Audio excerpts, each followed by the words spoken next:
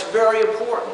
You know, the worst testimony, we have a big problem with this in Mexico. Maybe there's no problem with this here.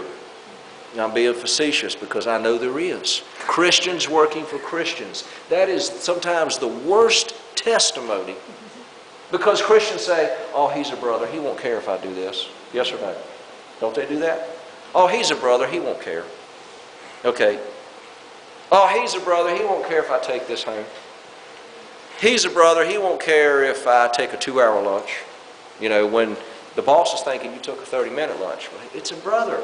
Yes, brother so-and-so, it doesn't matter. Okay? Well, when we start thinking like that, there's an absence of the authority of God in our life. Okay? But in anything we do in the world, now see, one of the things that God uses to establish His authority is the laws of the land also. You know, there has to be order. Without laws, without order, what do we have? We have anarchy. We have chaos. We have, like it says in Judges, there was no king and everybody did what was pleasing in his own sight. Now, this is hard for me to understand. There was a time in the history of the children of Israel when there was no king. God had judges that governed the people. Yet it said the people did what was pleasing in their own sight. Now, for a time, God tolerated that. And it's interesting to understand the mercy of God. Now, see, that's the mercy of God. God tolerated the fact that everybody did what was pleasing in their own sight. He sent people to speak into the ears of the people prophetically. He sent judges trying to lead the children of Israel in the right way.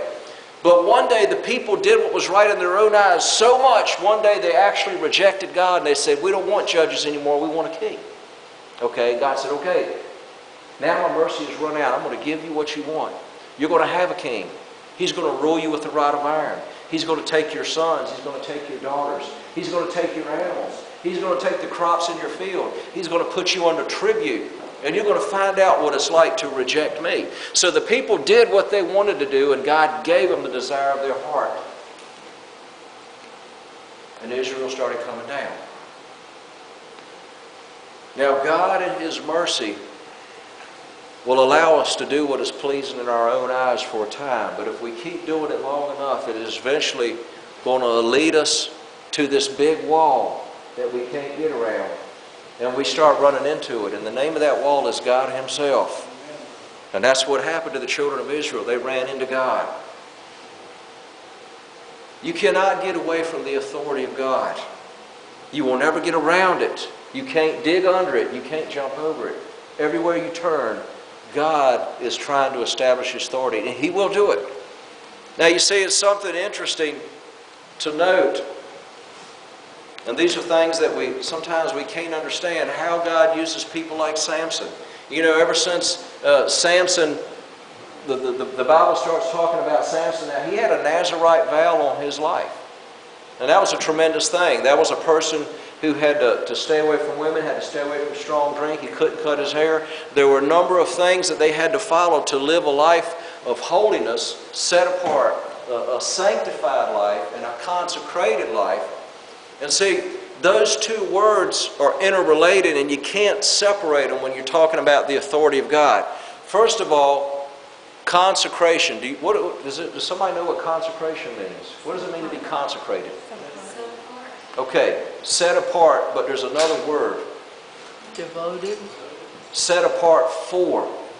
Okay, sanctified is set apart from. Consecrated is set apart for. So if we walk in consecration, we are set apart for a specific purpose. If we walk in sanctification, we are set apart from certain things. Okay, so we're called to both things. We're called to walk a sanctified life where we are to separate our lives from things that can contaminate us and hurt us and bring anarchy in our lives. And if we walk in a consecrated life, then we're supposed to walk a life that is set apart to do, I hate this thing, to do only the will of God.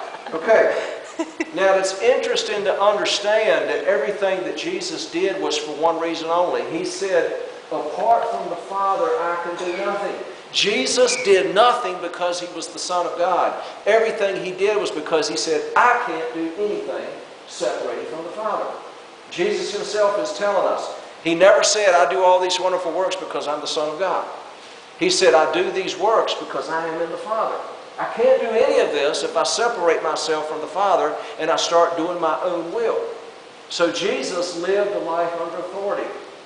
Jesus didn't not only live the life as the Son of God, He lived a life under the authority of God. So there's one thing we have to understand. True power in the kingdom comes from living a life under authority. Okay? It does not come from great anointing, or it does not come from being an eloquent speaker. It doesn't come from charisma. It doesn't come from being intelligent. It doesn't come from the gifts. True power in the kingdom comes from being submitted to true authority, and that's God's. Okay? That's what Jesus had exemplified in His life. And so there's many people preaching out there formulas of how to get the power of the kingdom. There's only one way to get the power of the kingdom in our lives, and that's through submitting ourselves truly to the authority of God and walking under authority, walking in true obedience. Why did Ananias and Sapphira have to be taken out? Well, there are many reasons, but one of the main reasons is they raised up against the authority of God in what they did, and it was going to contaminate the church.